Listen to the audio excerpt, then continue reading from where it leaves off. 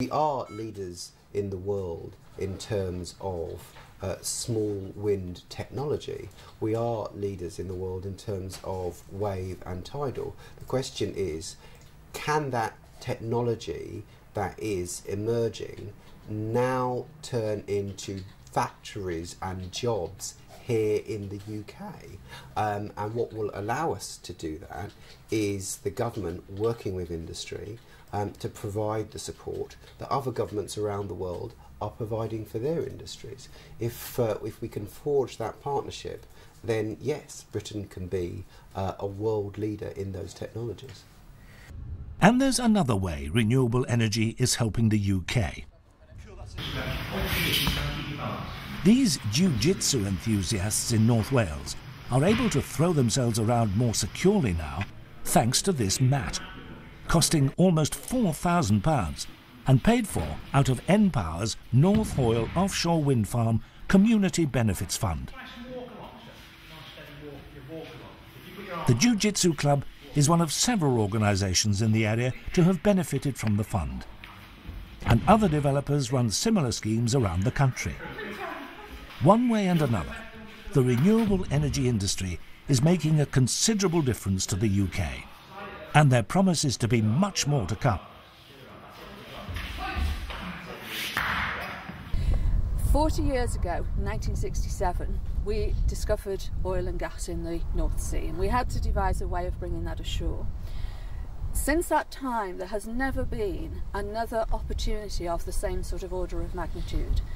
If we move forward and really embrace the challenge and the opportunity contained in offshore wind development, we're looking at £50 billion of new investment, private sector investment, and up to 60,000 jobs. And I'm quoting at the lower end, the more conservative end. But investment and employment are two of our key indicators of economic growth.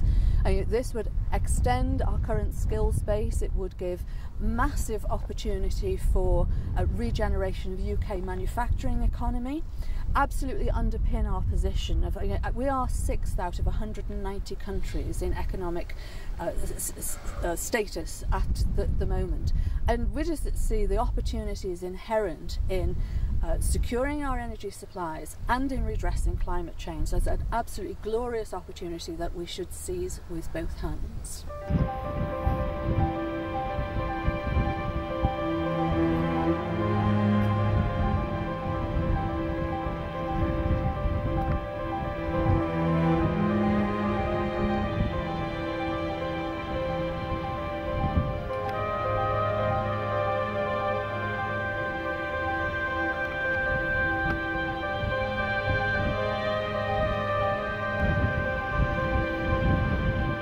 Britain's weather may be the butt of many jokes, but our position off the northwest coast of mainland Europe does have some benefits.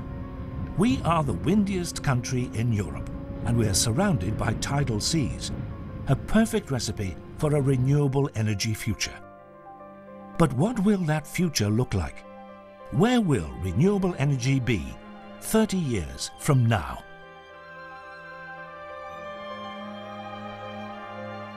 20 or 30 years' time, I think that we will be able to walk down the streets and they'll be much quieter, because I suspect that most traffic will be run by electricity, and that electricity hopefully will be generated by renewables.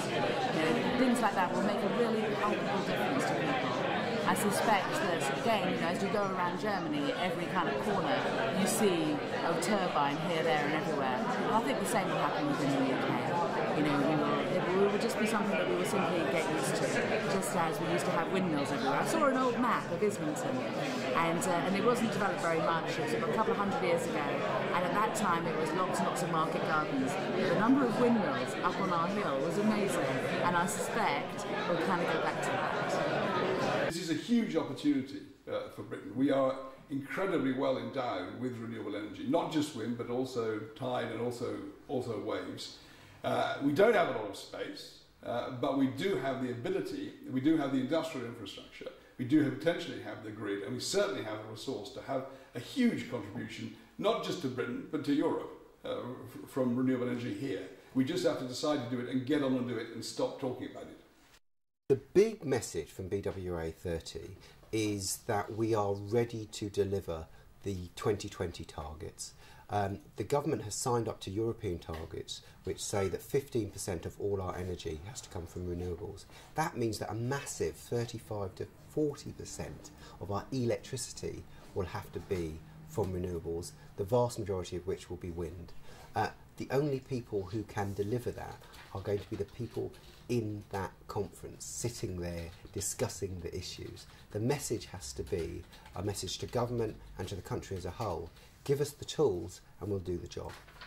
The North Sea has, of course, passed its peak in oil and gas supply, but it will now embark on a new transformation into the global centre of the offshore wind industry. And yes, there will have to be more wind farms onshore too. And we are determined that they are sited in the right and not the wrong places, and that local communities will benefit from them.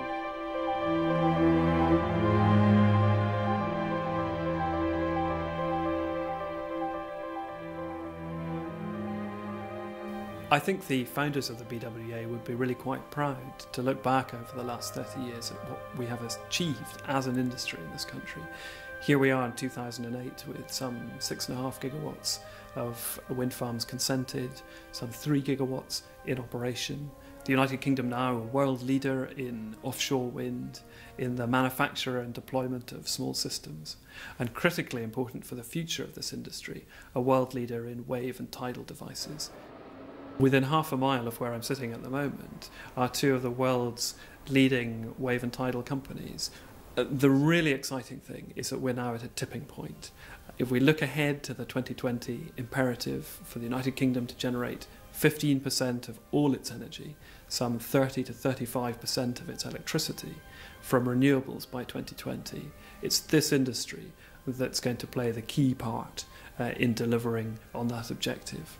And I have a real sense that we are facing a once-in-a-generational opportunity to restructure the energy infrastructure of this country, to do something that really hasn't been done since the early days of the North Sea oil and gas sector, which is to take a completely new form of energy generation and bring it literally into people's homes.